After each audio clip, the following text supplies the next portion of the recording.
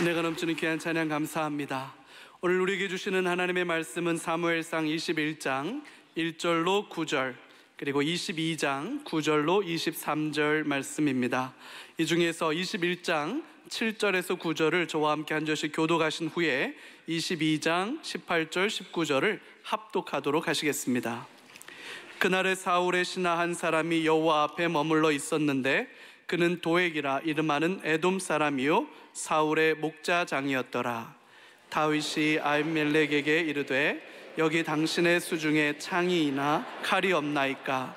왕의 일이 급함으로 내가 내 칼과 무기를 가지지 못하였나이다 하니 제사장이 이르되 내가 엘라 골짜기에서 죽인 블레셋 사람 골리앗의 칼이 보자기에 쌓여 에봇 뒤에 있으니 내가 그것을 가지려거든 가지라. 여기는 그것밖에 다른 것이 없느니라 하는지라.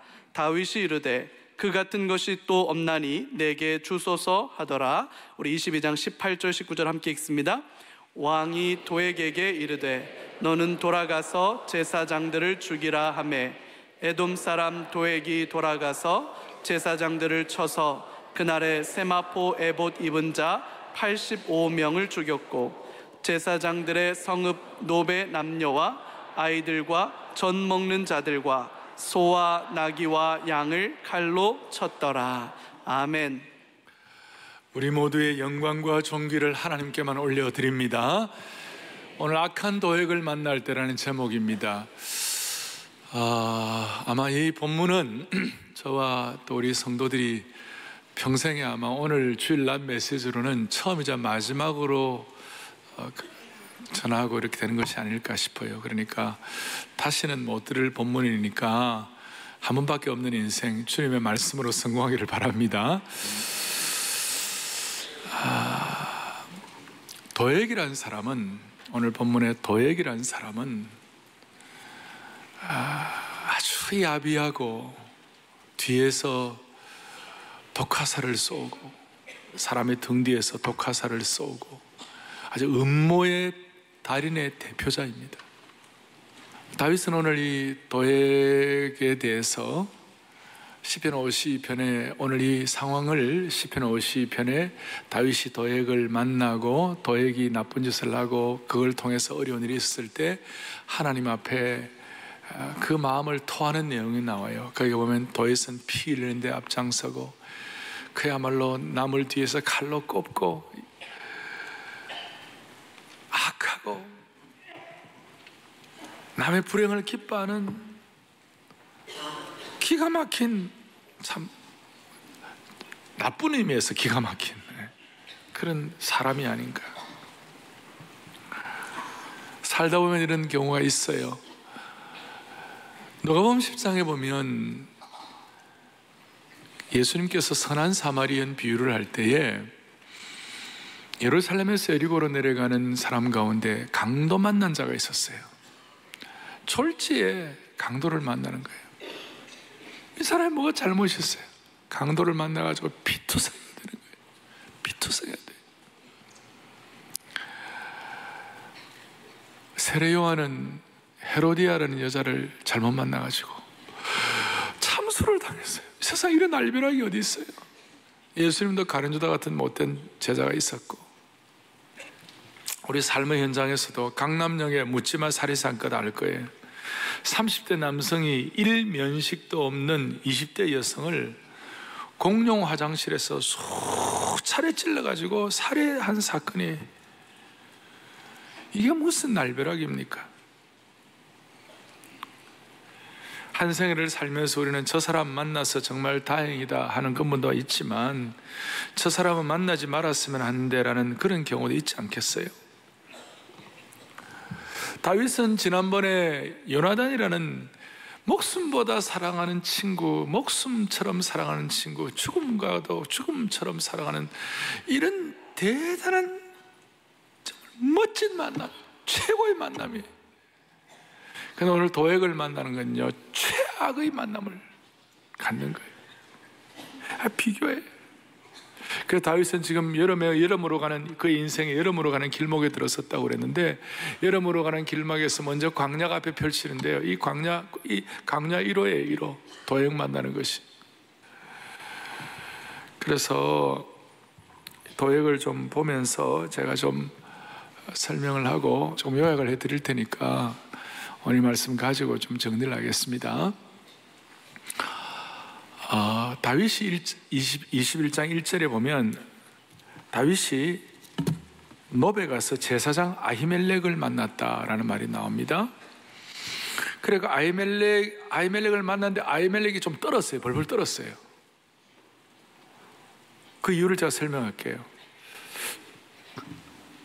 다윗을 제사장이 영접을 하는데 노베는 성막이 있고, 그 당시 예루살렘 성전은 없었으니까 성막 성소가 있고, 거기에 이제 제사장을 만나러 가는데 아히멜렉이라는 분이 대표 제사장이에요. 그런데 그 사람을 만났는데 이 제사장이 막 두려움을 떨었어요. 그 이유인즉슨 2절에 나와 있어요. 1절 뒤에 아히멜렉을 물었어요. 네가 어떻게 왕의 군대 장관으로서, 호위대장으로서 다윗은 만만이요 사울은 천천히로다라는 그런 존중받는 위치에 있는 당신이 어떻게 아무도 일행이 없이 혼자서 오느냐. 요즘 말하면 국방부 장관이 군인 한 명도 안 데리고 혼자서 오는 거예요. 그리고 뒤에 8절에도 나옵니다만 무기도 하나 없어요. 칼도 하나 없어요. 여러분, 그럴 수밖에 없는 게 다윗은 지금 사울왕의 그 죽임을 피해가지고 혈혈단신으로 도망오는 바람에 어떻게 가방 하나 들고 올 수가 없어서 아무것도 없는 그런 상황이었어요. 그런데 이제 이런 상황에서 다윗이 내가 여차여차 이렇게 해가지고 이런 참 어려움을 갖게 되어서 배도 고프고 힘도 드니 날 좀 도와주시오 이렇게 말하면 좋은데 다윗이 참 그걸 못했어요. 못하고 2절에 보면 다윗이 제사장 아히멜렉에게 이르되 왕이 사울왕이 내게 일을 명령하고 이르시기를 내가 너를 보내는 것과 내게 명령한 일은 아무것도 사람에게 알리지 말라 하시기로 내가 내 소년들 다윗과 함께하는 그 일행들은 전부 다 다른 데 두고 내가 우선 당신에게 와서 배가 너무 고파갖고 왔나이다. 여러분, 이 말이 진짜예요, 거짓말이에요? 제가 물어보는 건 모르겠어요. 제가 이 말이 진짜예요, 거짓말이에요? 거짓말이에요. 지금 쫓겨가지고 죽을 똥 살똥하는 판에 뭐 사울왕이 자기를 보냈다 그러고 막 이런 말을 하는 거예요. 다윗이 또 이럴 수가 있단 말이에요. 참 제가 묵상을 하면서 어떻게 골리앗 앞에서는 그렇게 담대한 다윗이, 목동일 때는 그 담대한 다윗이 지금 이 순간을 어떻게 이렇게 일순간의 어려움을 이기기 위하여 임경변으로 이런 거짓말을 하느냐 이거예요. 인간아 이게 인간이고, 그래서 잃을 것이 너무 많았나? 아무것도 잃을 것이 없는 목동일 때는, 순수한 목동일 때는 골리앗 앞에서도 겁을 내지 아니하고 담대하게 강력하게 나가는데, 아히멜렉은 제사장이고 자기를 이해해 줄 사람, 요즘 같으면 목사님 만나갖고 목사님하고 좋은 얘기를 해야 되는데 이런 거짓말을 하는 거예요. 그래서 자기가 배고프다 그러고, 배고픈 건 사실이고, 그러니까 아히멜렉이 배고픈 거 보고 우리는 지금 떡이 없지만 하나님께 바쳐진 제물 가운데 거룩한 떡, 진설병, 그 떡은 있으니까 그건 줄 수 먹으려 하니까 그건 먹겠다고. 이런 내용은 안식일에 예수님께서 그 아히멜렉 얘기를 하는 것이 나와요. 뭐 그거는 이제 아히멜렉에 대해 거기는 긍정적인 얘기를 하시지만 하여튼 이런 얘기가 있고, 그다음 아무것도 없을 때 수중에 칼도 없고 그러니까 내 칼이 필요하다고, 그래서 뒤에 8절 9절에 보면 골리앗의 칼을 거기에 뒀는데 그것을 다윗에게 줬어요. 자, 이걸로 끝나면 좋은데 문제가 생긴 거예요. 거기 아주 얍삽한 니은오 미움이 한 명 있는 거예요.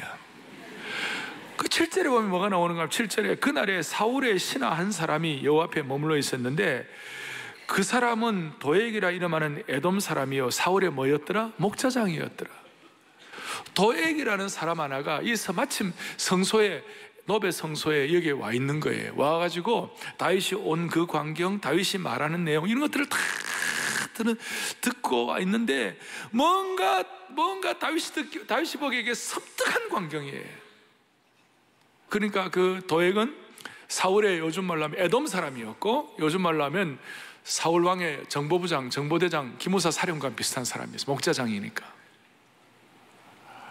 이런 사람이 이제 거기에 있는데 다윗이 정직하게 얘기를 했더라면 문제가 없었는데, 또 다윗이 아히멜렉을 만나는 모습을 보여주지 않았으면 더 좋았을 터인데, 지금 사울왕은 편집증에 걸려 있어요. 누구든지 자기를 괴롭힌다, 자기를 공격한다, 누구든지 자기 마음을 같이 하고 자기 말도 잘 안 듣는다, 이런 식의 사울왕은 피해방상 편집증에 걸려 있어가지고 오죽하면 아들이 자기를 죽인다고 생각하고 막 요나단을 향하여 창을 던지고, 그리고 자기를 순종하고 복종하고 잘하려고 하는 다윗을 죽이려고 막, 그리고 이런 편집증에 걸려 있는데, 다윗이 아히멜렉을 찾아가지고, 아히멜렉과 같이 있으니까 아히멜렉과 다윗이 쑥닥쑥닥 해가지고 서로 이렇게 공모를 해서 사울을 공격하고 죽이려고 하는 이런 말도 안 되는 그런 어떤 피의식과 망상증과 편집증에 걸려 있으니까 막 그런 얘기를 하는데, 거기에 대한 잘못된 정보를 이 도액이 딱 갖고 있다가 22장 결정적인 순간에 사울이 이제 아히멜렉 보고 오라고 그랬어요. 어느 정도 얘기를 듣고 오라고 그랬어요. 너 다윗과 공모해 나를 죽이려고 하지 않느냐고 막 그런 식으로 하니까, 그 오라고 그럴 때 이 아히멜렉과 그 일행들이 얼마나 가슴이 답답했겠어요? 노베에서 기브와 왕궁까지 가는데 힘들었을 거예요. 근데 가가지고 막 사울이 막 퍼대는데 말이죠, 우리는 안 그렇다고. 22장 뒤에 보면 우리는 왕에 대해서 그런 마음 없고 왕 잘 섬기는 거 그것밖에 없다고. 사울은 막 너 아히두베 아들 아히멜렉아 막 그 제사장 이름 호칭도 하지 않냐고 막 욕을 하고 그러는 거예요. 그러나 이 아히멜렉은 격을 갖추고 왕이여 그런 게 아니라고 그랬는데, 요 도액이 옆에 딱 있다가 뭐라고 그러냐면, 아니라고, 내가 봤는데 다윗하고 공모를 해가지고 다윗하고 공모를 해서 이렇게 왕에게 반역하는 이런 행위를 한다고 막 그렇게 얘기를 하는 거예요. 그리고 다윗에게 떡도 주고 또 다윗에게 칼도 주고 그랬다고. 겉으로 그런 얘기를 할 때 그것이 충분히 어떤 고소의 대상이 되는 것이에요. 그런데 이 도액이 얼마나 못됐냐면, 다윗이 아히멜렉에게 거짓말한 걸 얘기를 안 하는 거예요. 아히멜렉은 아무것도 모르고 다윗을 잘 대접한 것밖에 없는데, 낌새는 좀 이상했지만, 그러나 이 도액은 그걸 완전히 거기 침소봉대 해가지고 다윗이 아히멜렉이 다 알면서도 다윗을 이렇게 잘 대접해가지고 사울왕에게 이런 적대하려고 하는 그런 마음이었다고. 이렇게 얘기하니까 막 사울왕이 너발대발 해가지고 저 아히멜렉과 그 가족들을 다 죽여버리라. 오늘 그 얘기에 다 죽여버리라.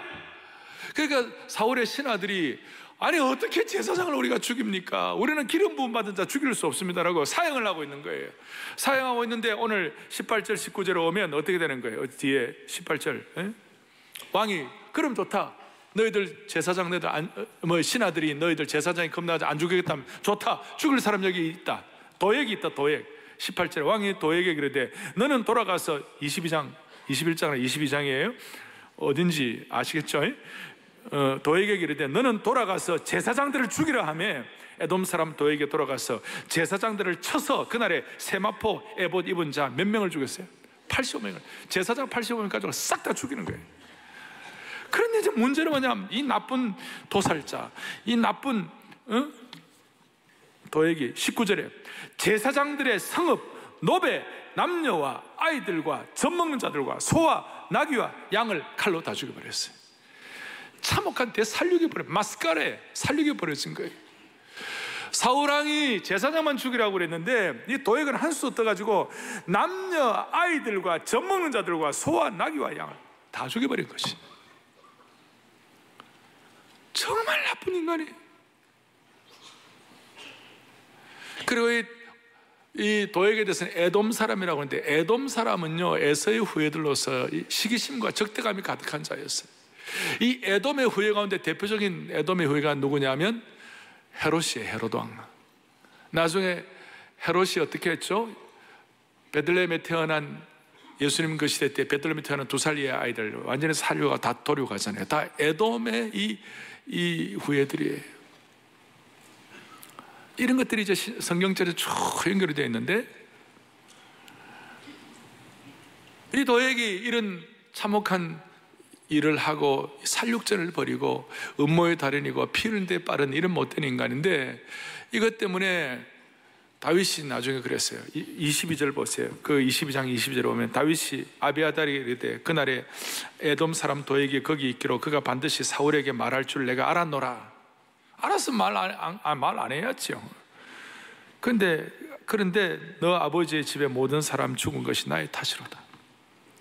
하나님께서 그래도 그 가운데 목자의 심정을 가지고 아히멜렉의 집안에 사람 다 죽었지만 그 중에 한 명 아비아달이라는 그 아들 하나를 살려가지고 얘가 도망 나가가지고 다윗이 있는 그 지역에 가가지고 다윗에게 이러이러한 일이 있어갖고 아히멜렉이 다 도륙되고 집안이 다 처참하게 다 죽어 나갔다 그랬어요. 그러니까 다윗이 그 말 듣고 너무 마음이 아파가지고 다 내 탓이라고. 자, 이런 것이 오늘 전체 맥락이에요. 여기서 우리는 뭘 깨달아야 됩니까? 우리는 21세기 이 삶의 현장에서 이 사건이 우리에게 주는 강력한 교훈이 무엇입니까? 첫째는 이런 일들이 일어나게 된 배경을 생각하면서 우리는 거짓보다 믿음을 선택해야 할 줄로 믿습니다.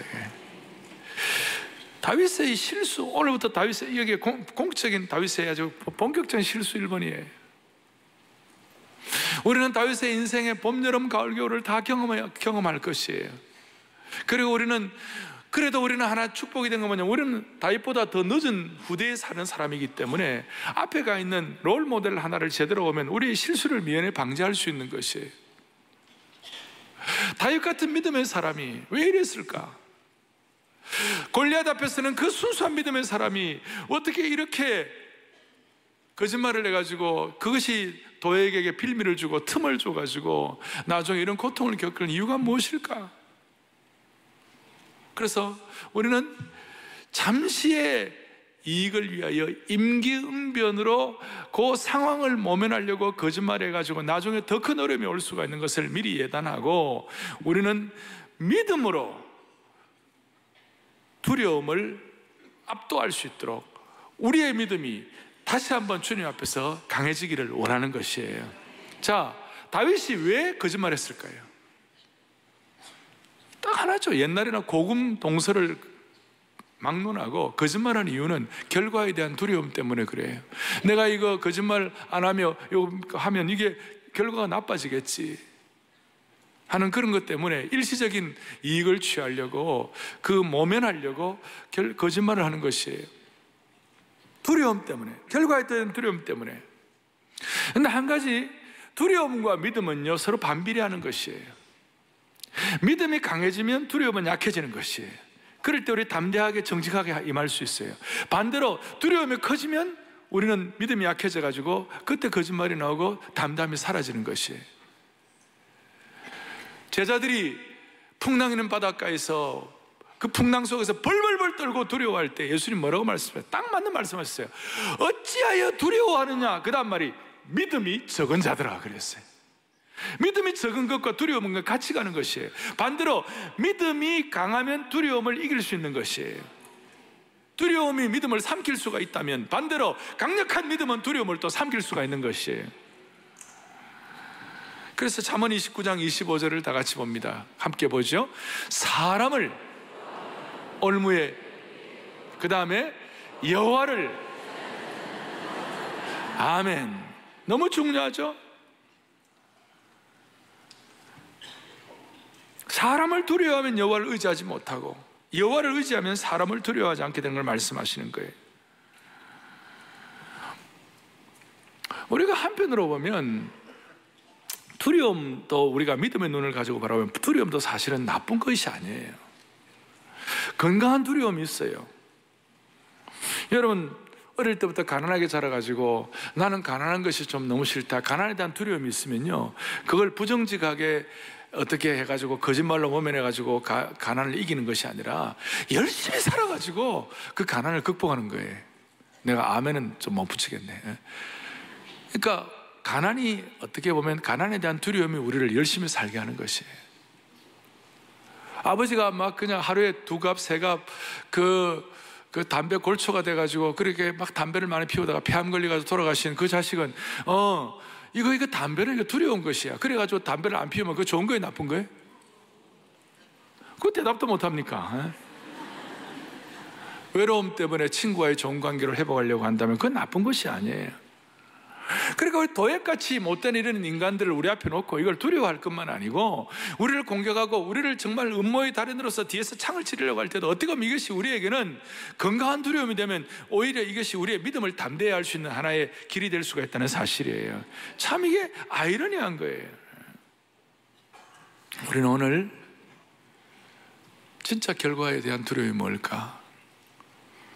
오늘 다윗이 그렇게 함으로 말미암아 도액의 사건이 나타나고 아히멜렉과 일족이 다 처참하게 살육당하는 걸 생각하면서 우리가 다윗이 만약에 좀 지혜로웠더라면 아히멜렉에 와가지고 제사장님, 내가 지금 혈을 단신 도망 왔습니다. 내가 어떻게 살 길이 없습니다.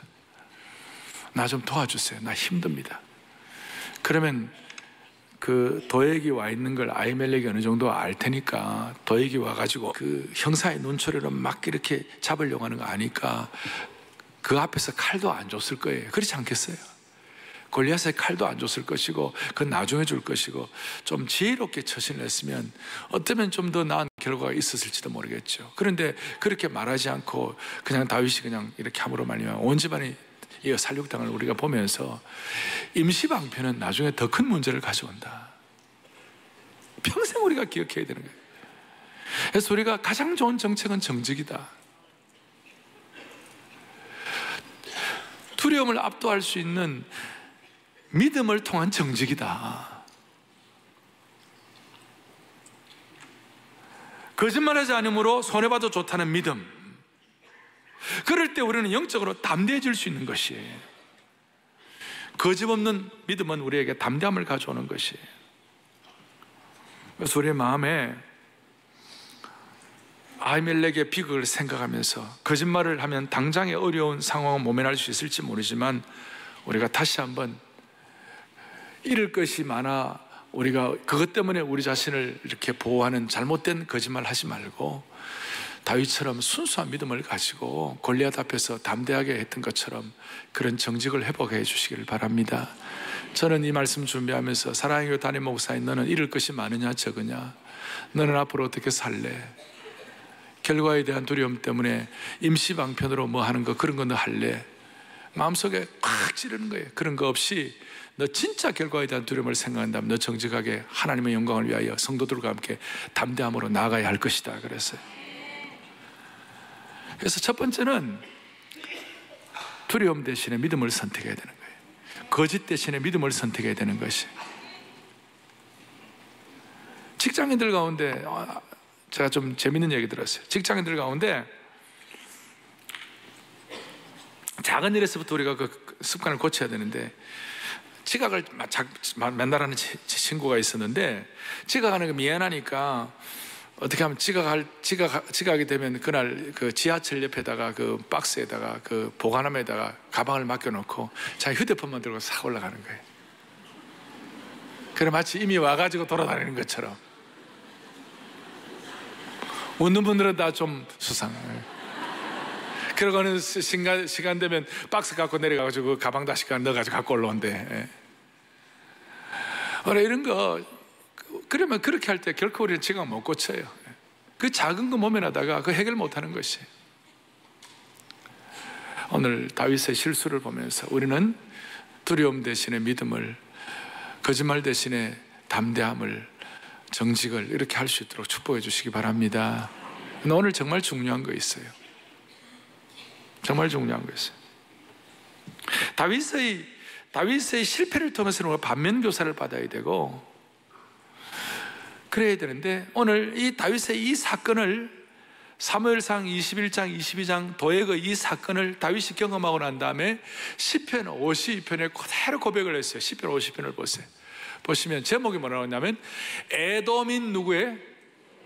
에돔 사람 도액이 사울에게 이르러 다윗이 아히멜렉의 집에 왔다고 그에게 말하던 때에, 지금 말하면 이 모든 상황을 만난 그 상황 가운데서 다윗이 시편 50편에서 뭐라고 고백하느냐면 1절부터 4절까지 이렇게 나와 있어요. 시편 1절은 포악한 자여 너가 어찌하여 악한 계획을 갖고 있는가. 2절에 너가 심한 악을 꾀하여 날카로운 삭도와 날카로운 칼같이 간사를 행하는도다. 3절에 너는 선보다 악을 사랑하는 못된 자로다. 4절에 간사하며 남을 해치는 큰 악한 사람이로다. 이걸 우리가 어떻게 감당을 해요? 우리가 갑자기 당하는 도액의 공격과 어려움과 이 상황들을 우리가 어떻게 할 거예요? 무슨 방법이 있어요?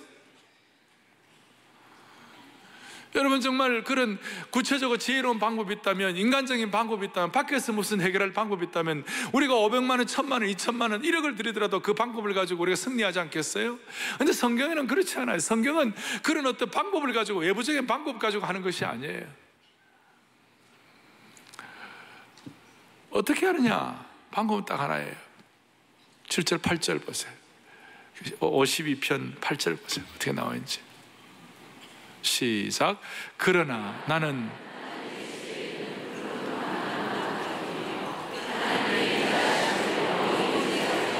자, 오늘 여러분들이 나가면서 모두가 다 예외 없이 딱 붙잡아야 할 용어가 하나 있어요. 하나님의 집에 있는 푸른 감람나무가 되어야 한다. 하나님의 집이 뭐냐면 성소예요. 성막이에요. 오늘 노베에 있는 아히멜렉이 섬겼던 그 성막이에요. 하나님의 집에 있는 푸른 감람나무가 되어야 한다. 무슨 말이냐면, 똑같은 사람인데 도액이라는 사람은 이 성막에 들어가고 무슨 짓을 하느냐, 정찰부대 같은 마음을 가지고 하나님의 집에 와가지고 어떻게 다윗의 약점을 어떻게 잡지? 아히멜렉을 어떻게 잡을까? 어떻게 하면 이 여기서 정보를 얻어가지고 사울왕의 신임을 얻어서 내가 한번 어떻게 내 자리를 한번 얻어봐야 하지 않냐, 이런 생각이 충만한 거예요. 여러분, 성소가 어떤 곳이에요? 성소는 하나님과 교제하는 곳이에요. 성소는 은혜 받는 곳이에요. 성소는 한나처럼 와가지고 나를 한번 생각해달라고 펑펑 울면서 기도하는 곳이고, 하나님께 경배와 찬양을 올려드리는 곳이에요. 그런데 똑같이 성소에 들어왔는데 어떤 인간은 여기 들어와가지고 정치적인 이득, 그 다음에 모략, 어떤 자기의 정보 축적, 이렇게 해가지고 뭘 한번 해보려고.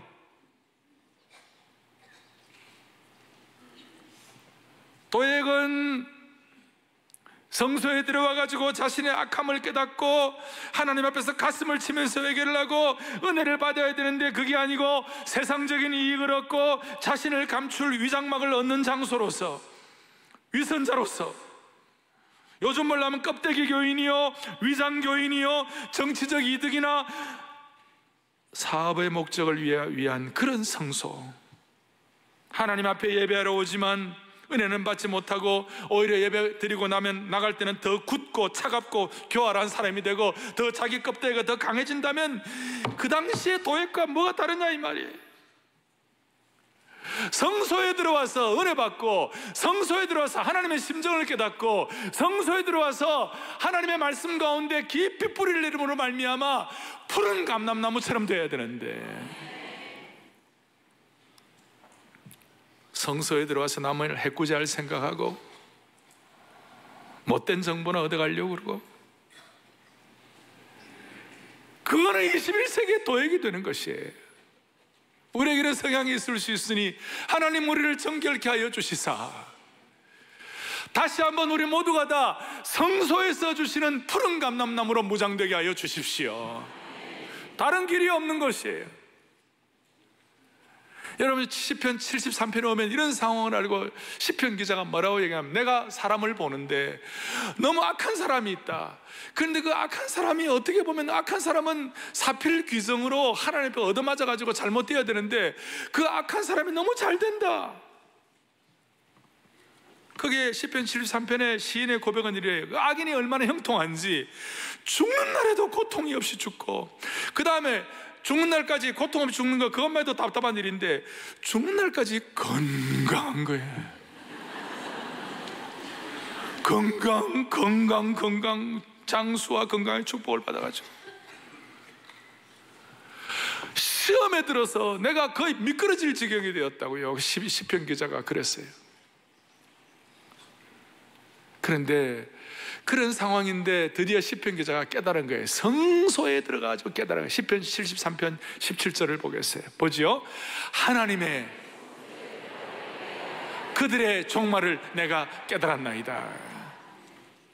겉으로 볼 때는 잘 되는 것 같고 악인이 형통한 것 같고 못되게 구는 사람들이 잘 되는 것 같지만, 겉에서 밖에서 볼 때는 이것이 밖에서 볼 때는 그렇게 느껴졌지만 성소 안에 들어와 보니 그들의 종말을 영적으로 깨닫게 된 것이에요. 그러니까 이런 도액을 만났을 때는 길이 없어요. 밖에서 해결할 수 없어요. 안에서 해결해야 되는 것이, 성소 안에 들어와서 해결을 해야 되는 것이에요. 뭘 깨달았어요?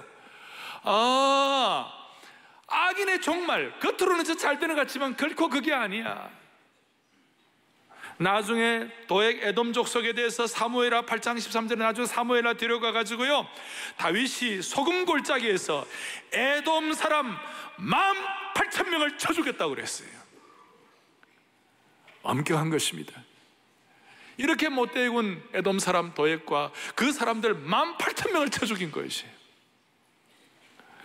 종말이 그렇게 되는 것이에요. 그거 언제 깨달아지는가? 성소에 들어갈 때 깨달을 수가 있는 것이에요. 그래서 오늘부터 사랑의 교회는 하나님 주시는 새로운 신적 개입을 통한 새로운 용어를 우리가 가지고 기도해야 될 것이에요. 이 안아주심의 본당에 들어오는 모든 형제자매 여러분, 여러분과 저는 평생 동안 우리의 삶에 이런저런 환난을 당할 수 있고 우리의 부족함이 다 있을 수 있지만, 이 안아주심의 본당에서 하나님의 임재와 깨달음과 능력 주시는 걸 통하여 우리 모두는 하나님 나라의 푸른 감람나무가 되어야 할 것입니다. 푸른 감람나무의 축복을 받아야만 할 것입니다. 이 푸른 감람나무란 무슨 뜻이에요? 이 푸른 감람나무는 의인의 형통과 축복을 말하는 것이에요. 도액 같은 사람을 만나면, 그런 상황이 되면 우리의 마음이 괴롭고 영혼이 공고할 수밖에 없지만, 하지만 성소에서 주시는 하나님의 은혜를 깨달을 때, 하나님의 손에 붙들려 있을 때, 성소에서 하나님의 자리로 나아가게 될 때 푸른 감람나무처럼 형통과 축복의 삶의 세계를 하나님이 열어주시는 것이에요. 여기에 대해서 시편 1편 복 있는 사람은 얘기했을 때, 시냇가에 심은 나무처럼 시절을 쫓아 과실을 맺으며 형통하는 것을 얘기했어요. 시편 1편에 있는 철을 따라 열매를 맺는 번성한 나무를 의미하는 것이에요. 성전 안에 뿌리를 내린 나무는 번성하고 열매를 맺어요. 감람나무가 진정 풍성한 가지를 내고 좋은 열매를 맺기 위해서는 하나님의 성소 안에 깊이 뿌리를 내려야 하는 것이에요. 그래서 여러분, 핵심은 이거예요. 안에서 해결해야지 밖에서 해결하는 것이 아니에요. 이런 은혜를 받을 때 우리가 도액 같은, 아니면 이런 여러 가지 상황들 때문에 공고하고 메말라가지고 빼쩍 말라 암 걸려가 죽을 만한 그런 상황인데도 생기가 있고 청청하고 푸른 감람나무처럼 자리를 잡고 있는 것이에요. 그래서 세상선에 볼 때는 이해가 안 되는 거예요. 저 사람은 죽어야 되는데, 저 사람 삐썩 마른 나무가 돼가지고 저 사람 날아가야 되는데 어떻게 저 사람은 저리 청청할까? 우리는 오늘 이 말씀을 통하여 이 안아주심의 본당뿐만 아니라 여러분 있는 그 자리가 하나님이 함께 하시는 임재의 자리가 됨으로 말미암아 의인의 푸른 감람나무가 되는 축복을 주시기를 바라는 것이, 여기에 대한 중요한 예 하나를 말씀을 드리고 말씀을 정리하려고 합니다. 멀리 갈 것도 없습니다. 성경의 다니엘이 그렇습니다. 여러분, 다니엘을 생각해 보세요. 너무 멋있는 사람, 너무 잘해. 그런데 그 잘하고 멋있고 흠이 없는 그 다니엘을 죽이려고 하는 사람들이 얼마나 많은지. 다니엘은 그 제국의 세 총리 중에 한 명이었어요. 근데 다른 총리들이 다니엘이 너무 잘하니까 열받아가지고 오늘 도액처럼 사자굴에 잡으려는 큰 못된 계획을, 얼마나 못됐습니까? 멀쩡하게 잘하는 사람을 사자굴 속에 던져놓으려고, 이게 인간이에요. 내가 또 얘기합니다. 인간아.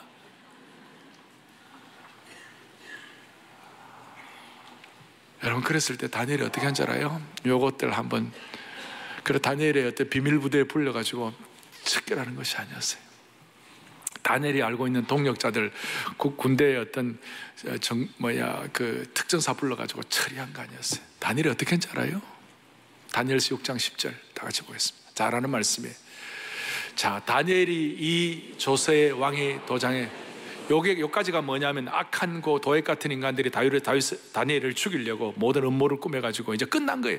또 이제 자기를 죽이는 것을 알고도 첫째, 그 뭐예요? 자기 집에 돌아가는 거예요. 이것이 이제 우리의 푸른 감람나무 되는 비결이에요. 첫째, 자기 집에 돌아가야 돼요. 자기 집이 뭐예요? 은혜 받는 장소예요. 우리식으로 큐티 하는 장소예요. 우리식으로 안아주시며 본당에 오는 것이에요. 진짜 힘들고 어려울 때 해결이 안 되니까 토비세에 나오는 것이에요. 특세에 나오는 것이에요. 이래가지고 자기 집에 돌아가는 거예요. 그것이. 두 번째로는 뭐냐? 전에 하던 대로, 넘버 2, 전에 하던 대로 예루살렘을 향하여 창문을 열고 전에 하던 대로 거룩한 은혜의 패턴을 회복하는 것이.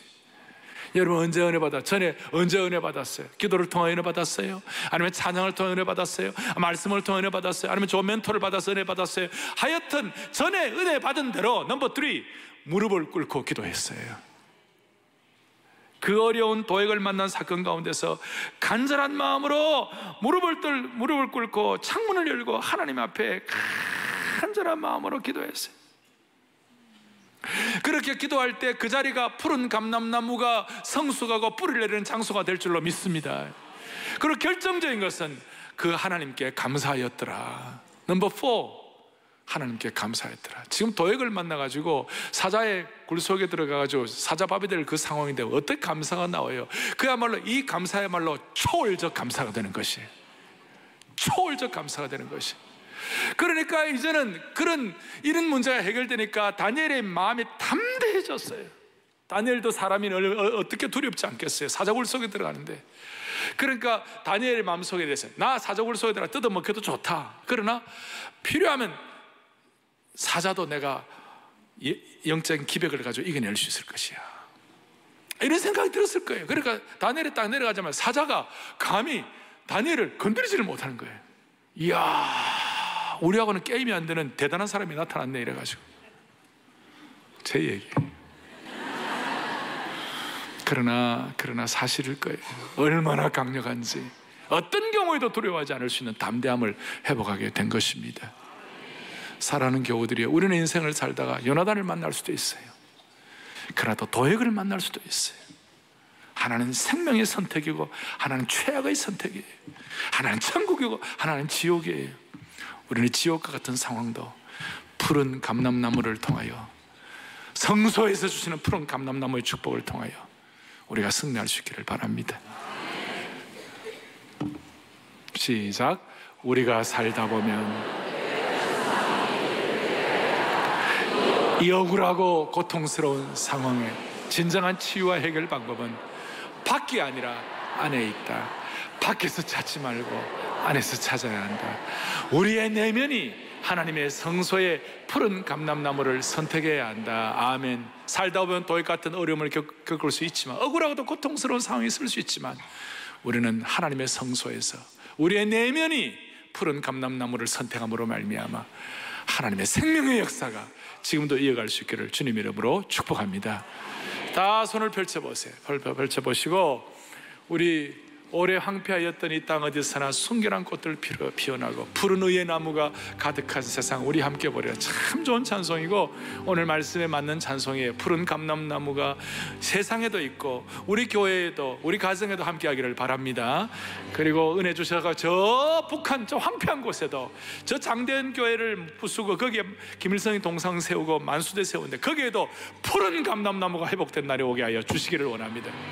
그런 마음으로 오래 황폐하였던 오래 황폐 이 땅 어디 순결한 꽃들 피어나고 푸른 의의 나무가 가득한 우리 함께 보리라. 푸른 감람나무가 가득한 세상, 우리 믿음으로 한번 고백합시다. 푸른 감람나무가 가득한 교회, 푸른 감람나무가 가득한 교회, 우리 함께. 시편에서 자녀들과 가정을 축복할 때 그 자녀들은 의인의 장막에는, 의인의 식탁에는 푸른 감람나무 같은 자녀들이 있다고 그랬어요. 할렐루야. 우리의 가정의 자녀들 이렇게 되게 하여 주옵소서. 푸른 감람나무가 가득한 가정, 푸른 감람나무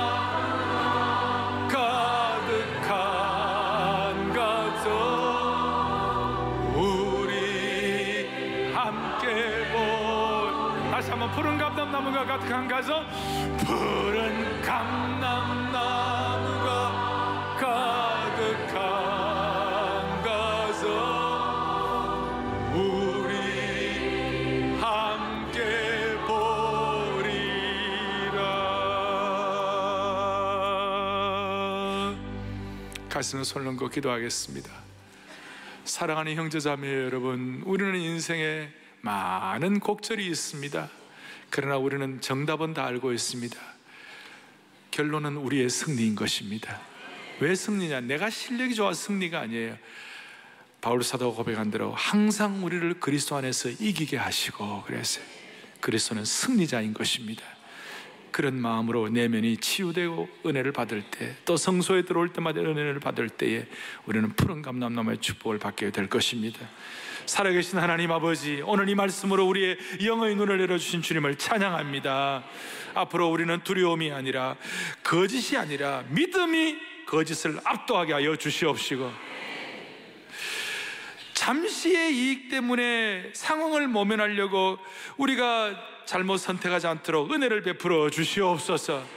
이를 위해 성소에서 주시는 푸른 의의 감람나무의 축복을 가정마다 교회마다 받게 하여 주시옵소서. 그리고 이 안아주심의 본당이 21세기의 내면의 치료를 하고 21세기의 성소의 축복, 21세기의 기도의 자리, 감사의 자리가 되게 하여 주셔서 모든 악한 도액 같은 비열한 자들을 물리치게 하여 주시옵소서. 도액 같은 죽음을 선택하는 것이 아니라 다윗과 같은 요나단처럼 생명을 선택하는 축복을 받게 하여 주옵소서. 우리의 간절한 기도를 들으시는 생명나무 되시는 예수 그리스도의 이름으로 간절히 기도 올리옵나이다. 아멘.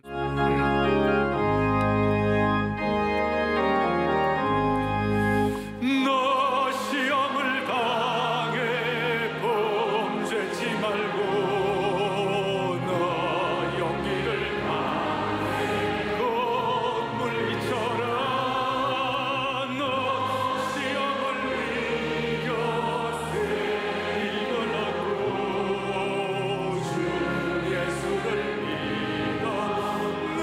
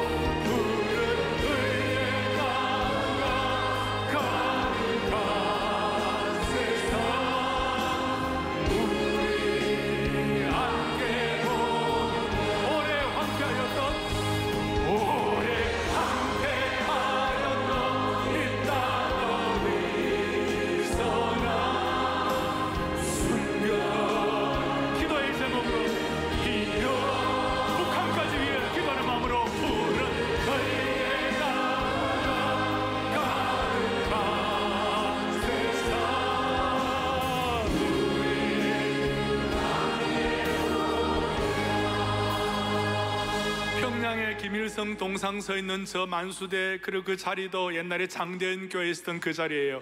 그 성소가 회복되게 하여 주시옵소서. 평양에도 푸른 감람나무가 회복되게 하여 주시옵소서. 이 영적인 은혜 아니고 그것은 길이 없는 것이에요. 그래서 그날에 우리 보리라 오래 항폐했던 곳이 회복되게 해달라고 그런 마음으로 한 번 더 기도하는 마음으로 찬양합니다. 그날에 우리 보리라, 그날에 우리 보리라. 새벽 이슬 같은 저는 일어나 뜨거운 가슴 사랑의 손으로 이 땅 치유하며 행진. 오래 함께하였던 이 땅 안에서는 오래 함께하였던 이 땅 어디서나 순결한 꽃들, 푸른 감람나무가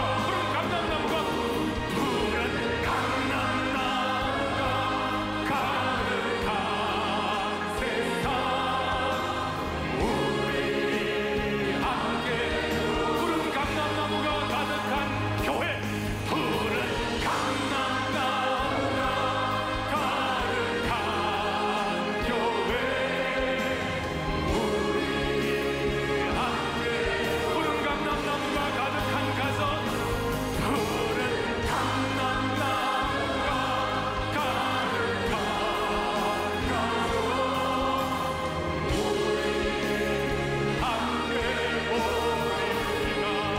우리 함께 보리라, 우리 함께 보리라.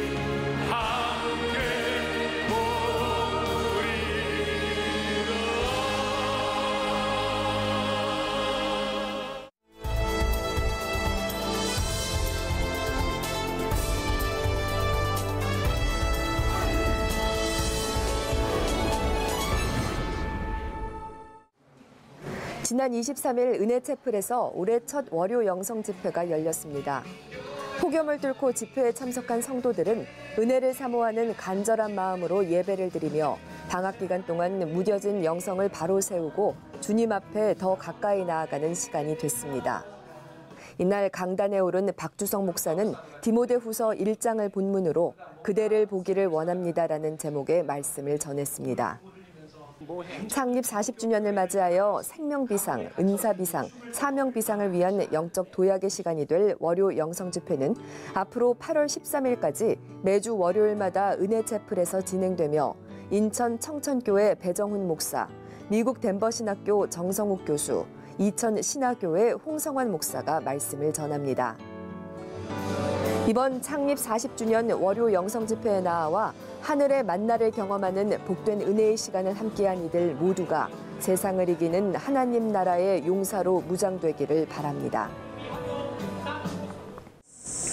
고3 수험생부 여름수련회가 지난 21일부터 22일까지 안성수양관에서 1박 2일 일정으로 진행됐습니다.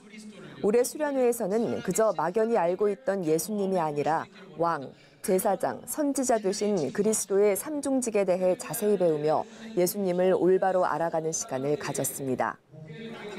첫날 오후 시간에는 공동체의 연합과 화목을 도모하는 프로그램으로 진행됐습니다.